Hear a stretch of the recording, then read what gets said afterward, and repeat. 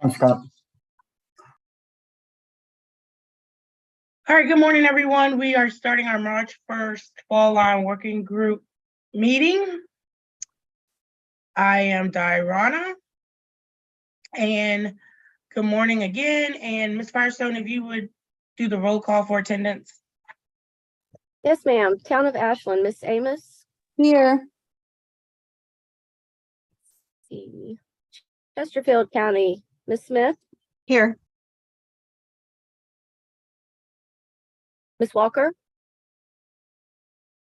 Hanover County, Mr. Vadunez. Here.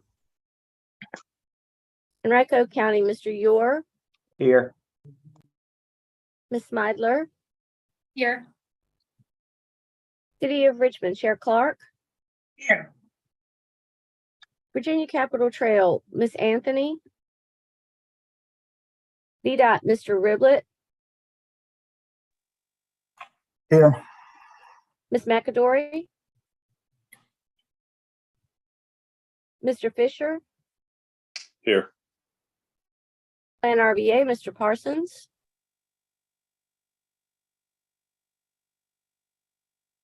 I'm here. Sorry. That's all right. Mr. Ariel. And Mr. Bushing. Here. Tri-Cities MPO, Mr. Swakowski. Here. Thank you. That concludes the roll call for attendance. Thank you. We'll keep moving. We Madam have, Chair, I sorry to interrupt. I think Mhm. that Mr. Gregory is on the way too. okay, good. Yeah, because I see my name by the spa and I was going to defer. I was like, wait a minute.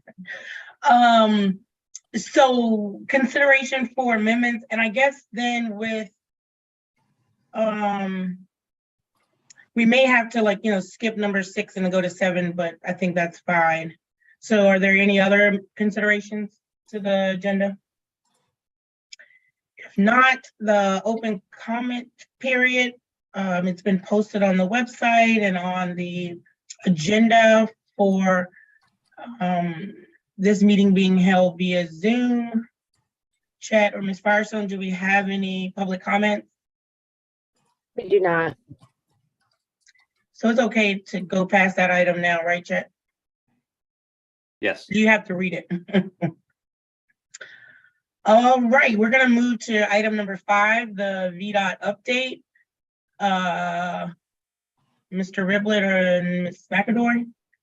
Good morning. Let me give you a couple of quick updates, then I'll pass it over to Scott here real quick.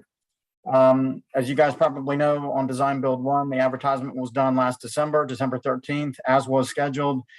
We are still anticipating and hoping with good information to be able to start construction mid-year this year.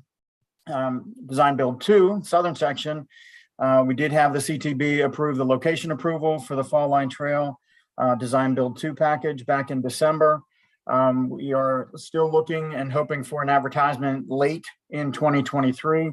I do have some updates that we can provide on some of the progress on getting that project developed. Scott, the email did just come in. Let me pull up your PowerPoint real quick. I'll let you do an introduction here real quick while I pull that up, okay? Sure. Thanks, Mark. Appreciate that. Yeah, so I just wanted to brief everyone with the status of the alignment on the southernmost section of the trail.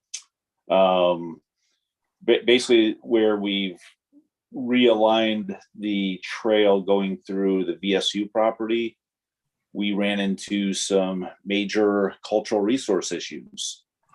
And once Mark pulls that up, I can kind of show you what we ran into. But pretty much, I guess in a very small area, we ran into over 650 Native American artifacts that were dated pre-settler days. So that's obviously a highly sensitive area, and there's just absolutely no way we can. Okay, there we go.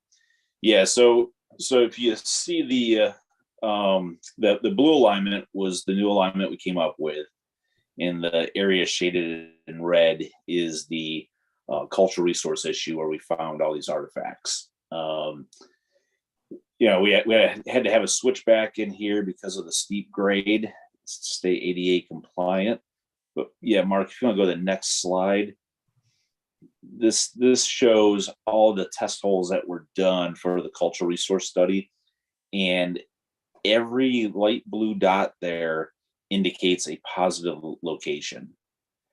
So we uncovered, like I said, over 650 artifacts just in these areas. So with that said, we had to look at some different alignments. Was there a question there? I do have a question, Scott. Sure. So the blue alignment is the alignment, is really like the second alignment that you all have, because they changed to the blue alignment. That's correct. And Yeah, now 'cause you're about to show us, now since this has occurred, potentially additional alignments.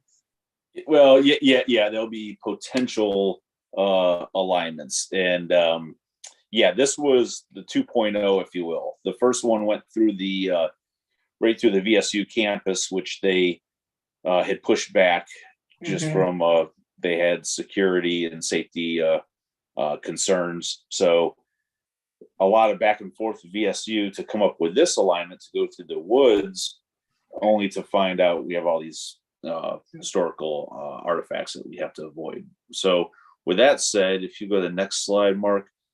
So we looked at two different alignments, and we'll get into the pros and cons of each, but we've got one that goes to the, on the western side of that, the green alignment, and then the cyan or aqua colored alignment to the east. If you go to the next slide, Mark, I'll get into the pros and cons of each one. So the green alignment has the most pros and the least amount of cons. This was the original crossing location of the Appomattox. It'd be a relatively easy bridge to construct. Short spans, relatively short spans. And this also goes through the woods, but doesn't impact the cultural resource locations. This kind of hugs to give everyone an idea on what the wooded area looks like there. It's almost like a giant bowl. It's very steep on the west side there, and it comes down to kind of a wetlands area. And what we're looking to do is just hug that base of that steep slope. Barb has a question. Yep, go ahead. But for these other alignments that you're talking to us about, they haven't done test holes or borings for those yet, right? They're out there as we speak. We as soon as we found that we had the cultural resource issues on that blue alignment, we sent them out there to cover these two locations. Yeah. We'd have to do that part of our due diligence anyway. So yeah, I mean, there's a chance even these could be. I was out there with our cultural resource personnel, and he said, because you're on a grade that's more than 10%, essentially where the slopes are out there, he said it's reasonable to expect that we won't have any people that live on. That's the whole thing. It's where it's ideal for us to go with the trail. That was ideal for Native Americans many years ago to essentially live. So it kind of makes sense. But so Okay. yeah, this area in green, it kind of hugs the wetlands area, which they wouldn't have lived in a wetlands area. So we're pretty confident that the green alignment isn't going to have any cultural resource impacts. Thanks. But to be determined. Yep. Thanks, Barb. Good question. So the big cons with this is I need to re-engage VSU with the essentially this alignment, and mainly where we're crossing the Appomattox. They had concerns with people possibly disrupting their events that they'll have down in that little concrete landing now. So I'm actually meeting with Jane Harris this afternoon. So Everyone cross your fingers for me. And another con is that this green alignment may not tie in with the Appomattox River Trail as previously planned. I'd mentioned this to Heather Barrar with Folar. And just it'll be tricky constructing this bridge. While it's relatively easy, getting the cranes in there can be a little bit tricky just because we have a historic area right there on the south side of the Appomattox where we're crossing the canal from the parking lot. But those are things we can work through. Mark, if you want to go to the next slide, look at the aqua or the cyan alignment there. This one is kind of wrought with cons. The nice thing about this is we could reuse the train trestle piers are in the river. Again, this would result in relatively short spans across the Appomattox. That'd be an easy bridge for me to build. The impacts on the cultural resources appear to be eliminated, maybe not in that northern section at the top of the screen that may have some impacts in there. It tie into the ART much more efficiently, and it avoids this Virginia Outdoor Foundation plat. There's like a little 1 acre section of land that's in between these two alignments. But the big thing here is trying to coordinate with Dominion and the railroad. Those are two which I won't say they're showstoppers, but they'd be big delays probably. There's also, we would have to cross that boat landing in there is private property. That would pose some unique impacts. And as you get up closer up by, I guess that's Archer Avenue, there's a potential sight distance issue there with cars coming in. And then once we run up Fleets Branch, there were potential issues with erosion along Fleets Branch as it is now.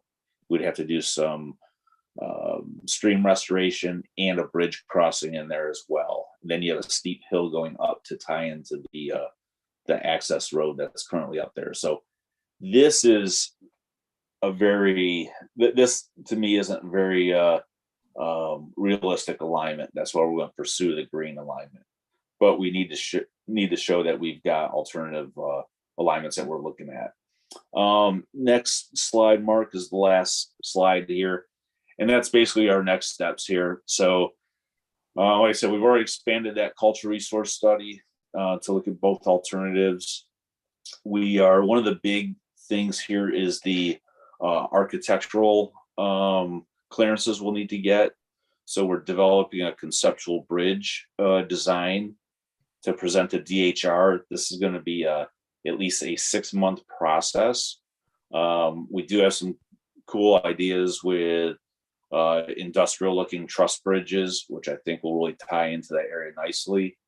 And I'm meeting with Jane Harris, like I said, today at noon. So different scenarios here. If we were to keep the original blue alignment that we're looking at, we're going to be looking at major delays, more than a year, because we'll have to coordinate that with the local tribes.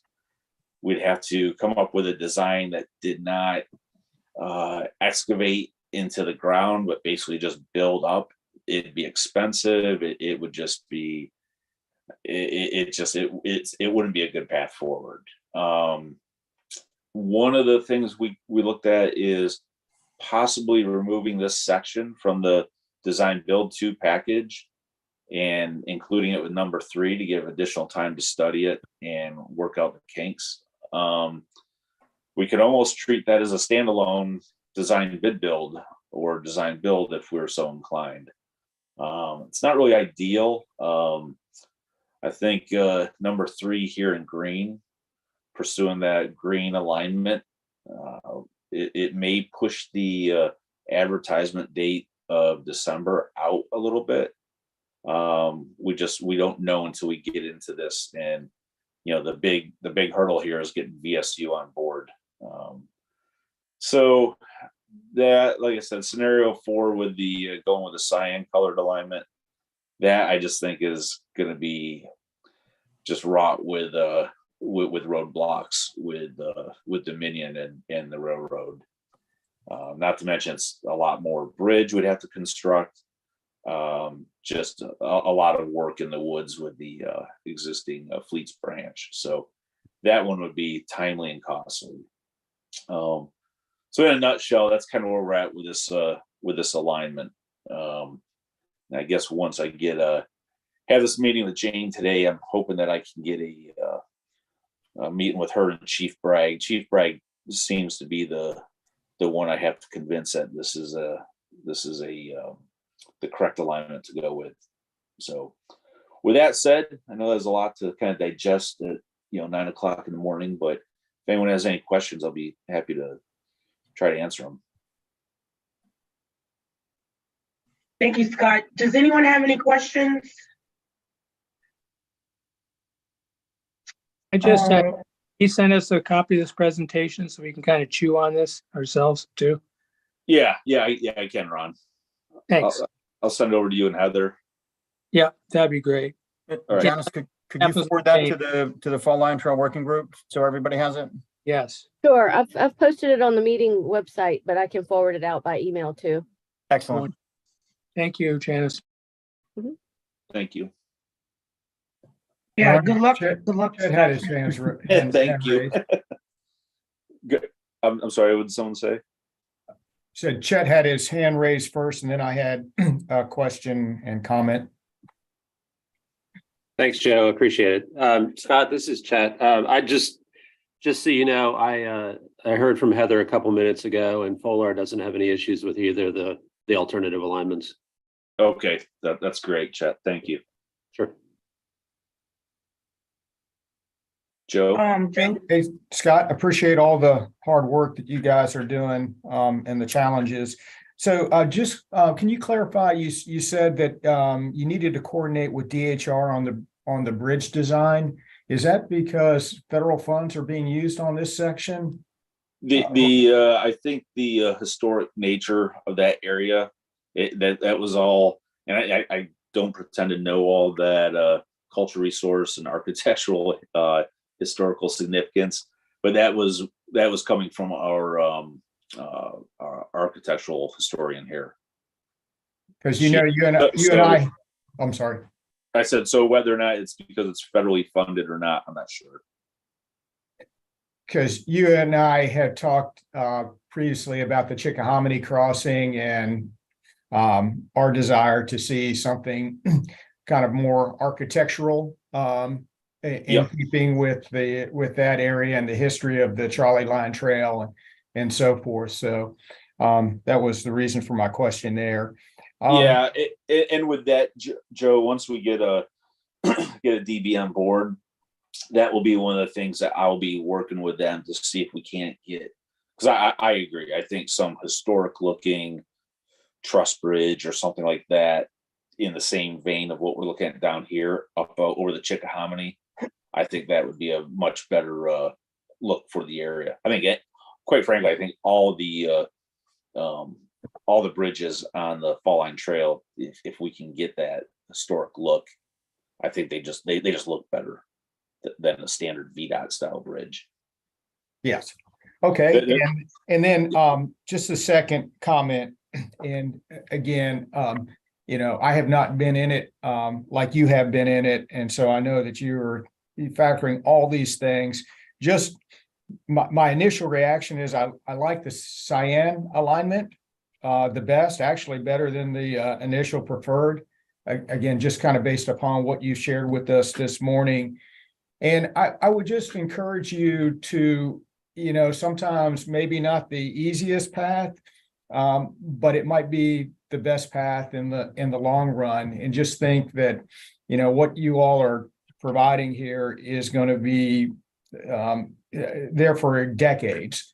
And I look at the cool factor of that cyan alignment using the existing old railroad piers, I guess it was railroad pier crossings or whatever that was. Yep. To be able to utilize that. And, the other smaller crossing and switchbacks and all of that just seems, just from a user's perspective, seems to be the kind of the coolest and the most interesting of the three alignments that you showed there. So please don't dismiss it, but I understand there are challenges, but all challenges or most challenges can be overcome. Yeah, no, I'm not dismissing it, Joe. And I've walked the site multiple times, and it's just that section that runs up north of the I guess that crossing from Archer Avenue. It's barely 10 foot wide. You have a steep slope on your right side, and then you've got the Fleets branch that's eroding heavily. So we'd have to get in there and do some extensive stream restoration. And I agree from, I wanted to utilize those piers in the worst way, because they're beautiful. They're in great shape. Construction be super easy. It's just the factors with Dominion and the railroad and the Fleets branch. There's a lot there, and I don't want to lose momentum with a schedule. And my fear is if that stalls out and all of a sudden this thing isn't moving forward, I don't want to run the risk of this section getting dropped or anything like that. So but no, it's I'm definitely looking at it. Don't think I'm dismissing it for one bit, but yeah. Fair enough. And again, I commend the entire team for the work on this. Thanks. Yeah, appreciate that, Joe. Thank you. Hey, Scott, Yes. how does the crossing of the Appomattox work with the green alignment? That'll be basically a truss bridge type of design, and we'll have to anchor into the existing piers. You essentially just have like a framework on the outside that it would set on, and then in between the arches we'd have essentially a platform that we'd have to construct. So basically, that's a nice feature too. Oh, it would look really cool. I've already met with my team and have them working on some concepts, and it would have that rustic industrial look to kind of fit in with that historic nature of that area, with all the mills that they had right in there. And I know Fleets branch is a headache on the aqua alignment. Big time. But it's nice having at least that creek you're walking along. That seems cool. Yeah, it does. And like I said, it's just a real tight path in there, and I would have to put there'd have to be considerable stream restoration taking place in there. Mm-hmm. Well, keep up the good work. All those Native American artifacts, that's amazing. Yeah, no, it really is. And VSU is interested in that and possibly looking at expanding into some bigger study with William and Mary or something like that. So I'm cool. hoping it can turn into a win-win where we have a trail going right by it. They can see where maybe some of these sites are being dug up, and it's got potential there. So could be a destination. Mm-hmm. Yeah, absolutely. Let's see, I got a question from Dan. Can you expand on what VCU means by disruptions? VSU. If I said VCU, I'm sorry. VSU. They're so where they had their building that burnt down, it was so they've created an area there that they have events. So there's like a concrete platform, some tents, and I think the concern was if you have a bridge going right there next to that event stage, that you could possibly have people coming over from the river disrupting the event or something like that. But my recommendation to VSU is going to be, if you're having an event, have a security officer up on the bridge to prevent that. I mean, to me, it's a pretty easy solution. So I'm already anticipating some of their possible, points why they don't want it. So that's probably the biggest one. Yeah, that could be a bummer. Like if we had someone who traveled out of state to ride the Fall Line Trail and got to the southern end and needed to cross and was told they couldn't. Well, that's not the purpose of having. No, they cannot. We've already established that with VSU. They cannot shut our trail down. Obviously, if there was some incident that was an emergency, like a Right. shooter on campus, then that makes sense. You could obviously shut it down then. But just because they're having an event, no. When I say put an officer out there, just to prevent people from standing up there hooting and hollering or something like that. But I don't anticipate that. I think it's kind of unfounded. It's just a what if scenario, in my opinion. Yeah. Okay. We're going to keep moving. And actually, I am going to have another meeting I have to attend to. So I am going to move up, Eric, if you don't mind. Wolpert presentation so that I can do the introduction. So today so we know that there is about $96 million of Fall Line Trail dollars that remain unfunded and we need to find money for. And Chesterfield and Richmond, of course, has the majority of those unfunded sections. And we've kind of come up with, we wanted to take a stand together and keep it a regional project when we look to find those funding sources. So I wanted to invite, they haven't been solicited, they're really just here doing me a favor to really share with the group opportunities that we could really close that gap. So I wanted to give us a presentation on potentially maybe some undertakings that the Fall Line Working Group or the CVTA might want to undertake with capturing some of the federal dollars and other dollars to really close the gap for the funding. So we have Barrett Hardiman here, as well as Dr. Dabney. Do you all have anyone else on your team? Yes, thank you, Madam Chair. Angie Haslam and Paul Denny are both on the Wolpert team. I think most of you all probably know Dr. Dabney, so I'm going to actually just turn it over to her and let the experts take it away. Thank you, Barrett. Good morning, everyone. Great to see you all.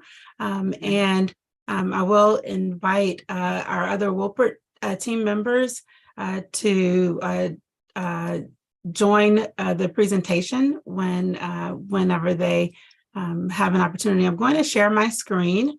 We have prepared a few slides for you all. And so hopefully you guys are seeing the right screen here. Again, I am Ioana Dabney with Wolpert, and we've prepared some information to share with this group as well as our trail design group. And with that, I will, let's see if I can get this to work. Yes, I am joined today by Paul Denny, who's a project manager and a trail specialist in our infrastructure group, as well as Angie Haslam, who is our grant services manager. And with that, I'll turn it over to Angie to get started with our presentation.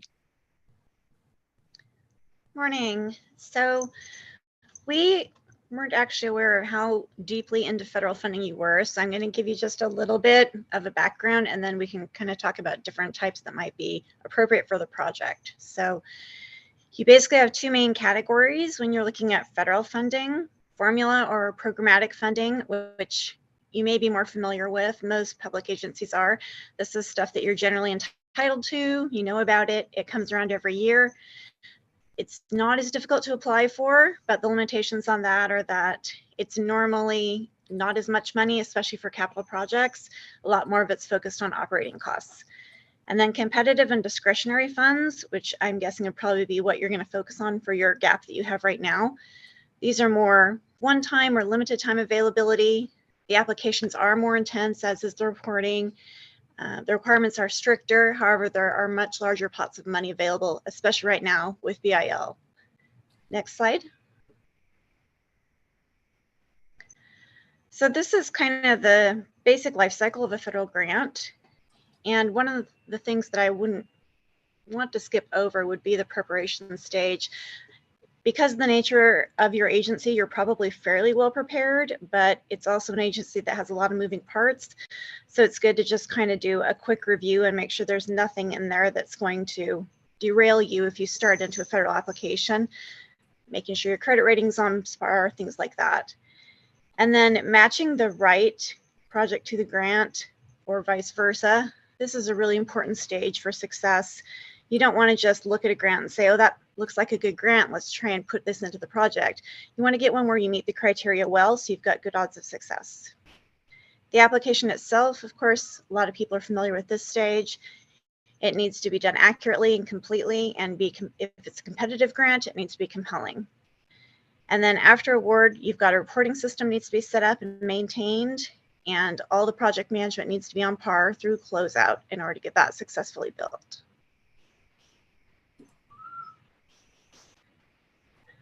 So what can we do? We can help you to assess what your funding readiness level is and to prioritize the projects or the elements of this project that most need funding in the near term, and then over the next maybe 3 to 5 years, whatever your time frame is there, to try and make sure that you can get momentum to keep rolling on your funding and get your project built. Marrying the projects to the ideal funding source, as I said, that's a really important step for success, making sure you meet those evaluation criteria. Writing a compelling and complete grant application. It probably sounds basic, but having all of the parts in the application is the most important things there. And people often think things are optional, but just making sure everything's there is a really important first step on it. And then it does need to be persuasive if it's competitive money. And then you need to have an accurate system. If you're not reporting on time, if you're not reporting everything that you need to be, then the funds can be revoked and it can affect your future ability to get funding. So that's an important step. And then just to kind of remind you to keep in mind, this is from the Department of Labor. The average federal grant is going to require 50 hours for research, 200 to apply, and 100 per quarter per grant for reporting. So those are times, that is time that needs to be spent either by you or by someone else, possibly us in this case, to make sure that that grant is not only applied for and secured, but is kept throughout the remainder of the project on track. Next slide. So improving your odds of success, as I said, that preparation is really key. This includes your credit rating, your debt load. If anyone else has a federal debt that's outstanding in your agency, that's something that could still affect you applying. If your staff is ready to take this on, or if you need more help. Having the right documentation prepared. For federal funding in particular, you need to have some sort of a planning document cite this project or project category. So making sure your CMP or your CIP are up to date and cite that project. And if not, getting some language drafted so you can do a quick update, and it's not going to take you a lot of time on that. If you match the project to the right funding source, that will double your odds of success.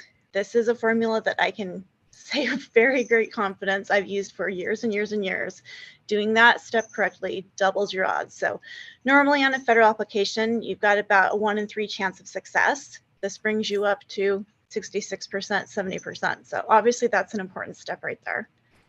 And then, as I said, complete life cycle. You've got to make sure you plan for everything that needs to be done. People often forget about the backside of that grant, and that's really important too. And then Paul is going to talk a little bit about trails. Hi, my name is Paul Denny. I'm with Wolpert as an engineer. I do a lot of trail designing and planning. One of the things that we do, I think would be of interest to you, is we use GIS, heavy users of GIS and the data that's available there in the trail planning process. Earlier, you were talking about, you were showing the area where you ran into the Indian artifacts, which you had to reroute the trail. I haven't seen Indian artifacts saved in GIS data yet, but if you had that data in a GIS system, the planners, when we get that, we get our GIS data, we'd be able to see that ahead of time and just simply start routing our trail along another alignment. Typically, I've used that with GIS data. I've used that with mostly geotechnical information, wetlands, stuff like that. So when I'm laying a plan out, when I'm laying a trail out, I can see the wetland. I know there's a wetland in this area. We can avoid it, work our way around it. And so then when it comes into the design and we have to study the corridor, our environmental efforts are less because we're not going through a wetland. They already know the wetland's there. We've avoided it. So it reduces the scope of work. And I think just, as we look at the cost, especially as everything's increasing in cost lately with inflation and materials and labor and supply chain issues, it's just really important for us to work as efficiently as we can. And that's something that we use GIS for. Luana, I think that probably covers it for me. I just wanted to give you a brief update on that. I know we're limited on time. Yeah, I think that actually completes the presentation. And we really wanted to provide more time for the committee and working group to ask questions about the services that we provide and the approach that we use for specifically the grant services approach, as well as the trail planning approach. I know Chet has seen the tool that Paul described in action. So if there are any questions, that I saw that Ron has asked if you guys can get a copy of the presentation, and we're more than happy to share that with the working group. We can make that available to you guys. But if there are any other questions about the presentation or any of our other services, we're happy to answer those questions for you. Hey, Ioana, before we move into questions, I just wanted to add, I think that the thing that really makes these two teams work together well, where they provide a lot of services, as Paul is looking at the GIS data, and you run into some of those slope stabilization issues and wetlands issues that Scott mentioned earlier. Angie and her team are able to look at the additional grants that are out there. Maybe there are some environmental grants that you wouldn't necessarily think of to help defray some of those additional costs that come up. So the way that Wolpert, has set this up is that they really look at the project, and rather than just thinking, how do we apply for an infrastructure loan or a raised grant, is what are all of the federal grants that are out there that could potentially apply to these projects that wouldn't necessarily be thought of as something you would go after for a trail project. What can we layer on to create a number of smaller grants in the event that you can't go for one large grant? So that's the way I think that Wolpert would encourage you to look at these different projects, to look at multiple pots of money that you wouldn't necessarily look at otherwise. Great. Thanks, Barrett. Thanks, everybody. Any other questions for the team?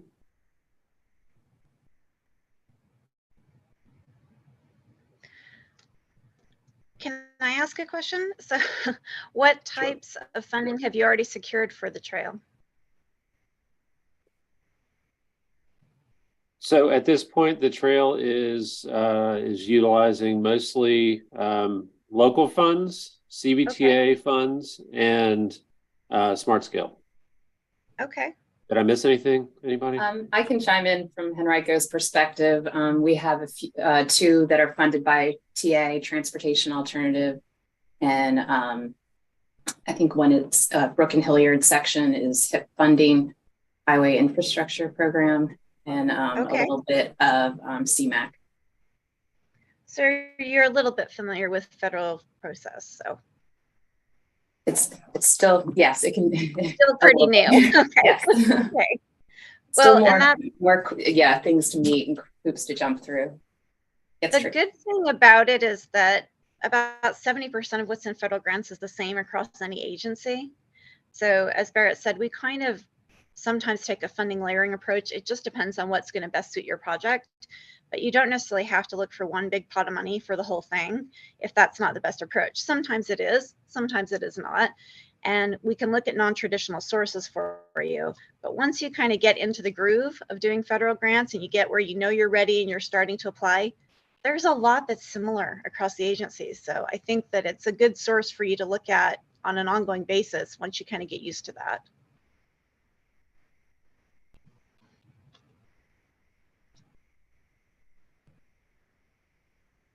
Okay, thanks. Well, we will, I think, Janice, we can work to get the presentation posted on the meeting page, and we'll make sure everybody has access to that.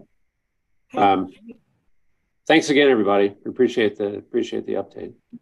Thank you. We're moving back into the agenda and backing up to Mr. Gregory with an update on the CVTA local SPA.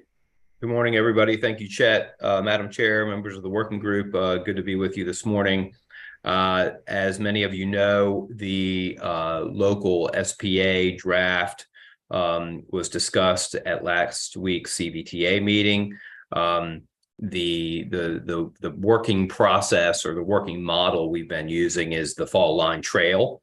Because that is the first big project that the CVTA is working on, as you know. So we're using the Fall Line Trail as a vehicle to develop the local SPA agreement that is going to govern projects funded by the CVTA, but administered by either the local government itself or the local government in conjunction with VDOT. So, but spending primarily CVTA funds. So, so that we have a working draft. We base that upon a VDOT document, as you know, the VDOT CVTA MOU or MOA rather has a draft SPA to govern those projects between CVTA and VDOT. And that's the sort of the template document that we use for those projects. And that's attached to the MOA as an exhibit. So we used a version of that SPA to develop the mini SPA or the locality SPA, as you might call it, for the Fall Line Trail, and which will be utilized for CVTA projects going forward, as I previously described. And so that's moving along.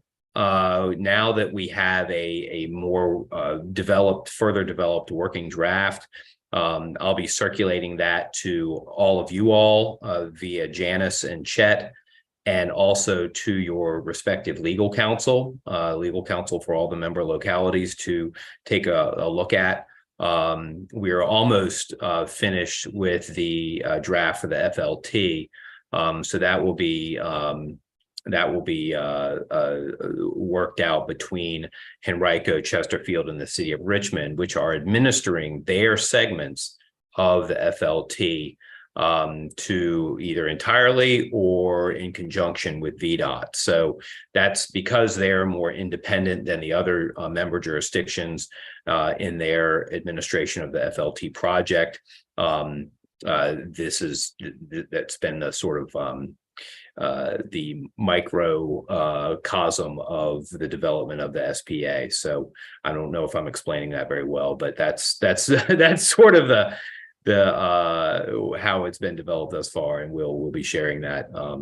And we have comments. We've gotten it pretty much. I think Joe submitted some comments last week. We're in fine tuning that agreement, and we'll be sending that out shortly, probably later this week.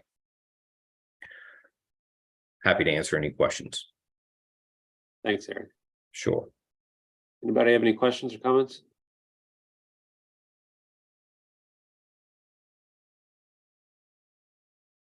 Okay, hearing none, let's move on to member updates. Anyone want to give updates on current happenings regarding the Fall Line in your jurisdiction?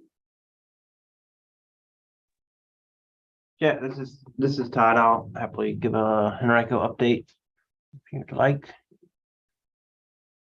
So we have public hearing for the lower half of the Fall Line Trail in Henrico, which will be 5 of the segments, including Park Street, which is revenue share, Lakeside 1 and 2, which are TA funded, Lakeside 3, which is CBTA funded, both local and will be regional, as well as Brook Hilliard, which, as Chair mentioned, is a combination of CMAQ and HIP money.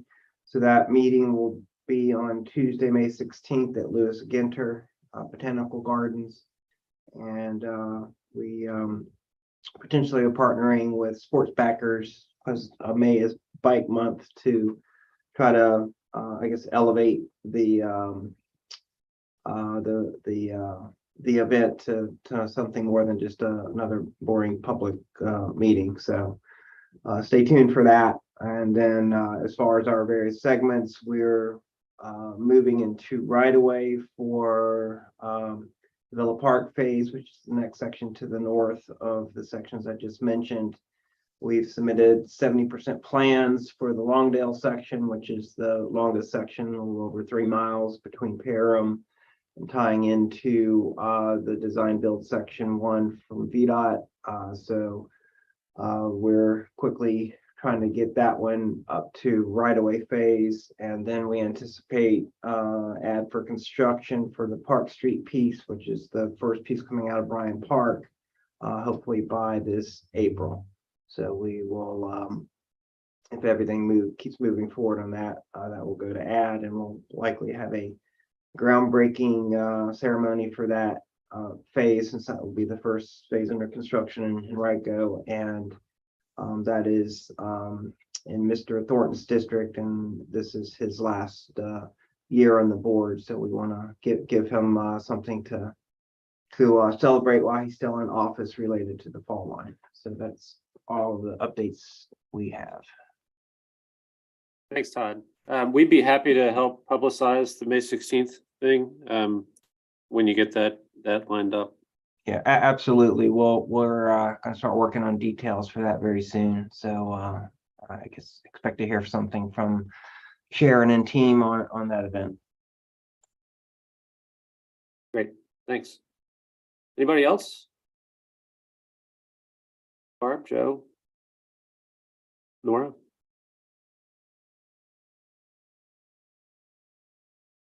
Okay. So I think future meetings, we should have placeholders every month now. I think we'll probably be playing it by ear as we move forward to depending on what the content might be on whether the meeting's actually held, but you should all have that on your calendar. Next meeting is April 5th. Todd, did you have something else? Yeah, I didn't mean to interrupt, Chet, but didn't know if you wanted to give a brief update on the wayfinding effort.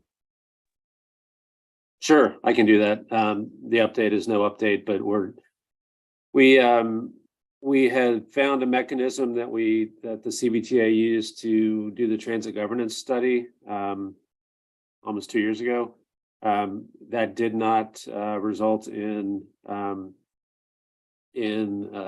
an adequate amount of proposals following that pre-approved bench method.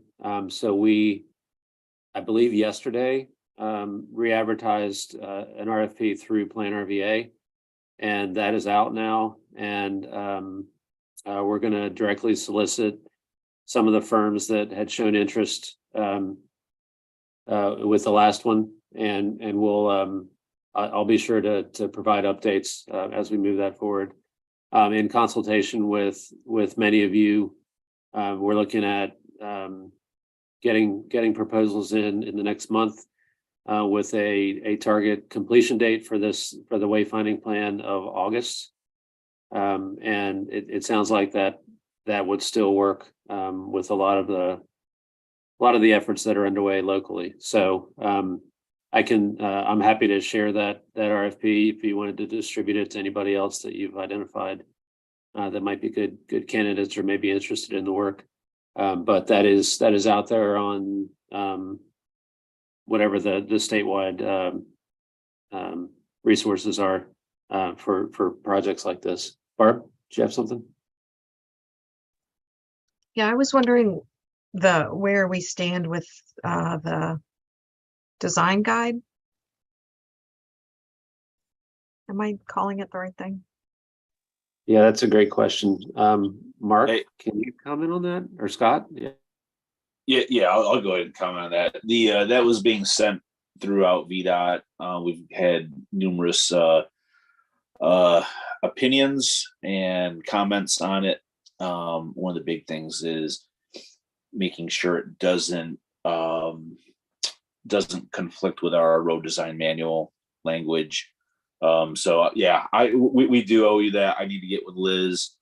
So yeah, it's progressing, and we've made a lot of comments. I believe they sent it back to Andy for to review. So I just need to touch base with Liz. I'll be honest with you, it's not been on the front burner, but yeah, we owe you something there. Thanks, Scott. I guess one other update. Sports Backers, I think everybody here is aware, is doing a vision plan for the fall line through separate funding sources, and they have hired Tool to take care of that work. So that's another effort that's underway concurrently with everything else. So I don't know, any other comments, any questions, anything that we need to be aware of? Okay, well, we're going to get everybody out of here with 7 minutes left. So thanks for your time, and appreciate everything. And we will work to get the presentations distributed or available for viewing today. Thanks, everybody. Thank you. Thank you. Thank you. Bye.